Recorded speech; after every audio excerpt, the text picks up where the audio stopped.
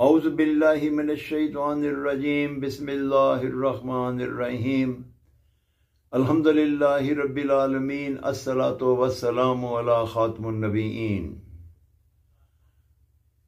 अल्लाहुम्मा सल्लि अला सय्यिदिना मुहम्मदिन व अला आलिहि वसल्लम। अस्सलामु अलैकुम व रहमतुल्लाहि व बरकातुहू। मेरे नाज़रीन व सामीन और मेरे प्यारे बच्चों, आज आओ इस्लाम सीखें, लेट्स लर्न इस्लाम। इसकी चौथी नशिस्त है। पिछली नशिस्त में मैंने आपको ये बताया था कि नमाज हम पे कैसे फ़र्ज हुई। मैं पहले आपको इसका छोटा सा खुलासा बयान कर दूंगा ताकि आपको ज़हन नशीन रहे, और उसके बाद हम नमाज के मुतल्लिक़ गुफ्तगू करेंगे। नमाज नबी पाक सल्लल्लाहु अलैहि वसल्लम के मेराज के मौके पे अल्लाह ताला से डायरेक्ट गुफ्तगू में अल्लाह रब्बुल इज़्ज़त ने 50 नमाजों का तोहफा दिया था। हज़रत मूसा की एडवाइस कि ये आपकी उम्मत पे बहुत भारी पड़ जाएंगी 7वें आसमान पे, नबी पाक सल्लल्लाहु अलैहि वसल्लम की काविशों से अल्लाह रब्बुल इज़्ज़त ने इसमें तख़फ़ीफ़ करके नमाज़ों को 5 कर दिया था। अब हम पे 5 नमाजें फ़र्ज़ हैं, मगर अल्लाह रब्बुल इज़्ज़त अपने कहे से नहीं फिरते, इसलिए नमाजें हम 5 पढ़ते हैं और अल्लाह रब्बुल इज़्ज़त हमें इसका अजर 50 नमाजों का देते हैं। अल्लाह रब्बुल इज़्ज़त खालिक हैं, मालिक हैं, राज़िक हैं, हमारे पैदा करने वाले हैं। हमारी हर चीज़, हमारी जान, हमारी ज़िंदगी, हमारी मौत उनकी कुदरत में है। हमें अल्लाह रब्बुल इज़्ज़त की इबादत करनी चाहिए। अल्लाह रब्बुल इज़्ज़त ने हमें 5 इरकान बताए हैं, उनके ऊपर अमल करना अल्लाह ताला की इबादत के मुतरादिफ है। नमाज उस अरकान का सबसे अहम सतून है। नमाज जो है वो उसके ये अरबी का लफ्ज़ सलात, सलात के मानी है दुआ के, और सलात निकला है सुल्ला और सल्ली से। सुल्ला और सल्ली के मतलब एक तो है कि टेढ़ी लकड़ी को गर्मी की हिद्दत दे के सीधा करना, हिद्दत यानी गर्मी से। मैं आपको बताता हूं कैसे सीधा किया जाता है। और दूसरा ब्रिज, पुल। अब आप देखते होंगे कि कोई लोहा टेढ़ा हो जाए तो, या कोई चीज सख्त हो जाए तो उसको गर्मी की आग की तपश दी जाती है और वो नरम होती है, फिर उसको सीधा कर दिया जाता है। और ब्रिज जो होता है वो एक जगह से दूसरी जगह पहुंचने का राब्ता होता है। ठीक है। अब सलात जो है, जो टेढ़ी तपश से हमारे किस चीज को सीधा करता है? इंसान के नफ्स को। नफ्स क्या है? हमारी अंदर की ख्वाहिशें। अच्छी ख्वाहिशें भी हैं और बुरी भी हैं। नफ्स लुमामा और नफ्स अमारा इनको कहा जाता है।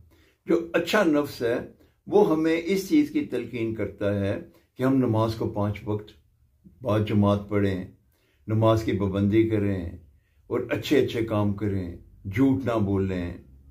और जो ख़राब नफ्स है वो हमें इस पे उकसाता है, वो शैतान का दोस्त है कि जी छोड़ो, नमाज क्या पढ़नी है, वक्त अभी हम ये काम कर लेते हैं, अभी हम वो काम कर लेते हैं, हम मूवी देख लेते हैं, हम खेल में अपना वक्त गुजार देते हैं। खेलना बुरी चीज़ नहीं, मगर नमाज को वक्त पे अदा करना बहुत ज़रूरी है। नमाज जो अल्लाह और बंदे के दरमियान ब्रिज है, जिससे जो पुल है अल्लाह और बंदे के दरमियान ब्रिज है, यानी अल्लाह ताला तक पहुंचने का रास्ता है। अल्लाह रब्बुल इज़्ज़त ने कुरान मजीद में फरमाया है कि मैंने इंसानों और जिन्नों को अपनी इबादत के लिए पैदा किया है। अब इंसान एक मखलूक है। प्यारे बच्चों, जिन्नात भी एक अल्लाह ताला की मखलूक हैं। मैं आपको इनका थोड़ा सा नॉलेज दे देता हूं कि जिन्नात में انگریز بھی ہیں، انگریزی بھی بولتے ہیں، پنجابی بھی بولتے ہیں، فارسی بھی بولتے ہیں، مختلف زبانیں، ان کی شادیاں بھی ہوتی ہیں، ان کو موت بھی آتی ہے، اور یہ مخلوق آگ کی بنی ہوئی ہے جبکہ انسان مٹی کا بنا ہوا ہے۔ ان کو بھی عبادت کے لیے پیدا کیا ہے اور ہمیں بھی عبادت کے لیے پیدا کیا ہے۔ ہم اشرف المخلوقات ہیں۔ ہمیں اللہ رب العزت نے جو ارکان دیے ہیں ان میں اس کے متعلق بے شمار جگہ پہ نبی پاک صلی اللہ علیہ وسلم کی حدیثیں آئی ہیں۔ نبی پاک صلی اللہ علیہ وسلم فرماتے ہیں کہ نماز مومن کی معراج ہے۔ نبی پاک صلی اللہ علیہ وسلم فرماتے ہیں نماز میری آنکھوں کی ٹھنڈک ہے۔ نبی پاک صلی اللہ علیہ وسلم کی ارشاد گرامی ہے کہ نماز جنت کی کنجی ہے اور وضو نماز کی کنجی ہے۔ یہ میں آپ کو وضو کے موضوع پہ جب بات کروں گا تو پھر بتاؤں گا کہ وضو نماز کی کنجی کیسے ہے، مگر پہلے ہم ان 3 احادیث پہ تھوڑی تھوڑی گفتگو کرتے ہیں کہ نماز میری آنکھوں کی ٹھنڈک ہے۔ دیکھیں ہم کتنے خوش قسمت ہیں، نماز ہم اپنے لیے پڑھتے ہیں تاکہ اللہ تعالیٰ ہمیں نیکی کے راستے پہ چلائے، ہم برائیوں سے دور ہوں۔ اچھا ہاں، یہ بھی نبی پاک صلی اللہ علیہ وسلم کی حدیث ہے، صلی اللہ علیہ وسلم کا ارشاد گرامی ہے کہ نماز برائی سے بچاتی ہے۔ جب ہم نماز پڑھنا شروع کرتے ہیں تو ہم برائیوں سے دور ہو جاتے ہیں، اور کتنی خوش قسمتی ہے کہ جب ہم نماز پڑھتے ہیں اپنے لیے اور نبی پاک صلی اللہ علیہ وسلم کی آنکھوں کو ٹھنڈک پہنچتی ہے، وہ ہم سے خوش ہوتے ہیں، اور جب اللہ کا نبی ہم سے خوش ہوتا ہے تو اللہ تعالیٰ ہم سے خوش ہوتے ہیں۔ پھر نماز مومن کی معراج ہے، جیسا کہ میں نے آپ کو بتایا تھا کہ اللہ تعالیٰ نے ہمیں نماز مومن کے معراج کے موقع پہ ہمارے پہ فرض کی تھی، تو یہ نماز جو ہے یہ مسلمان کے لیے ایک معراج کا ثواب ہے، کیونکہ 50 نمازوں کا ثواب ہے۔ نماز کسی صورت میں بھی معاف نہیں ہے۔ اسلام کے میں نے آپ کو بتایا تھا ارکان کیا ہیں۔ توحید کے متعلق میں گفتگو کر چکا ہوں اپنے پہلے ویلاگ میں، پہلی نشست میں۔ اس کے بعد نماز اسلام کا سب سے اہم رکن ہے۔ میں نے آپ کو یہ بتایا تھا، میں یہ آپ کو تھوڑا تھوڑا پچھلی یاد دہانی بھی کراتا ہوں تاکہ آپ کے ذہن میں رہے کہ نماز اسلام ایک ایسا ہے جیسے ایک عمارت کی مانند ہے۔ اس کے 5 ستون ہیں، یعنی وہ عمارت یعنی جو سسٹم ہے وہ 5 ستونوں پہ قائم ہے، اور توحید اس کی بنیاد ہے اور نماز اس کا سب سے اہم ستون ہے۔ نماز کیونکہ رسول اللہ صلی اللہ علیہ وسلم کی ایک حدیث مبارکہ ہے کہ نبی پاک صلی اللہ علیہ وسلم نے فرمایا ہے کہ یہ نماز مسلمان اور کافر کے درمیان فرق بھی ہے، تو ہمیں نماز تو قائم کرنی ہی کرنی ہے۔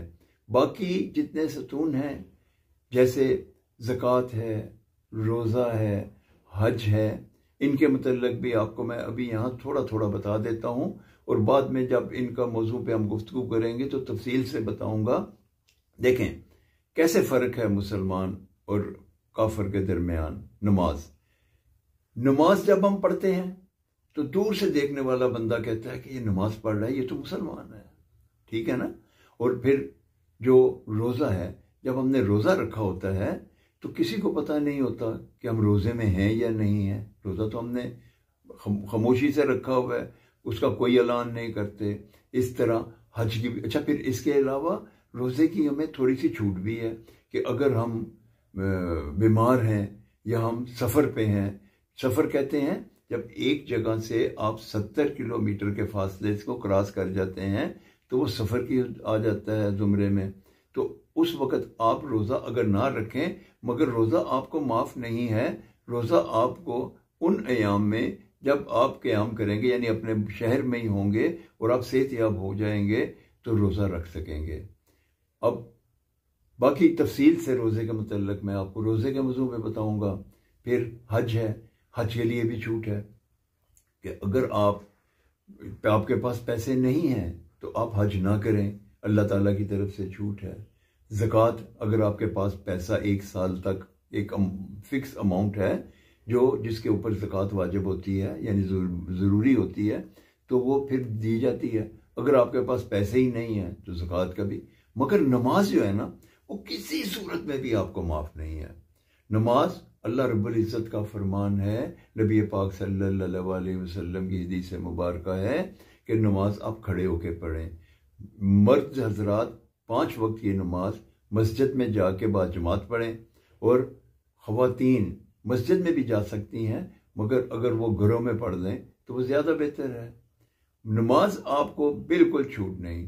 اب یہاں تک کہ اگر آپ کھڑے ہو کے نماز نہیں پڑھ سکتے تو نماز آپ بیٹھ کے پڑھ لیں، اگر بیٹھ کے نہیں پڑھ سکتے تو لیٹ کے پڑھ لیں، اگر آپ ہاتھ نہیں اٹھا سکتے تو آپ اشاروں سے پڑھ لیں، اگر آپ اشاروں سے نہیں پڑھ سکتے تو دل میں پڑھ لیں۔ پیارے بچوں، پیارے بھائیوں، میرے ناظرین و سامعین، یہ علم ہے، یہ تو ماں کی مہد سے لے کر لحد تک ہم نے سیکھنا ہے۔ ہم بھی اب ایسا نہیں ہے کہ میں آپ کو علم دے رہا ہوں، جو آپ کا فیڈ بیک ہوتا ہے، جو آپ مجھ سے سوالات کرتے ہیں، اس سے مجھے بھی علم حاصل ہوتا ہے۔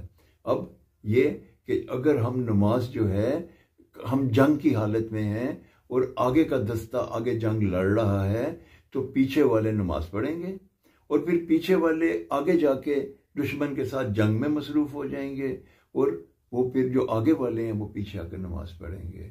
میں نے آپ کو اس میں یہ بتایا ہے کہ نماز کسی طور پہ بھی ہمیں معاف نہیں ہے، اس لیے ہمیں نماز کو قائم کرنا چاہیے۔ اب ایک بات آپ کو میں اور بتاتا ہوں۔ دیکھیے، نماز جو ہے، جب ہم نماز پڑھیں گے تو اس سے پہلے ہمارا سب سے جو ضروری چیز ہے وہ ہے کہ وضو، کیونکہ میں نے ابھی آپ کو ایک کہا تھا کہ نماز جنت کی کنجی ہے اور وضو نماز کی کنجی ہے۔ نماز سب سے اہم رکن ہے اور نماز کا فرض وضو ہے۔ وضو کے بغیر نماز نہیں ہوتی۔ نماز کی شرائط ہیں۔ نماز آپ باوضو ہو کے پڑھیں گے، نماز آپ طہارت کے ساتھ پڑھیں گے، آپ کا رخ قبلہ کی طرف ہونا چاہیے، جس جگہ پہ آپ نماز پڑھ رہے ہیں وہ پاک صاف ہونی چاہیے، اور نماز خشوع و خضوع سے پڑھیں گے۔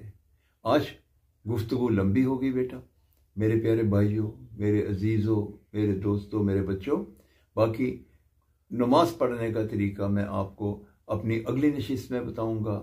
اب میں آپ سے اجازت چاہتا ہوں۔ السلام علیکم ورحمۃ اللہ وبرکاتہ۔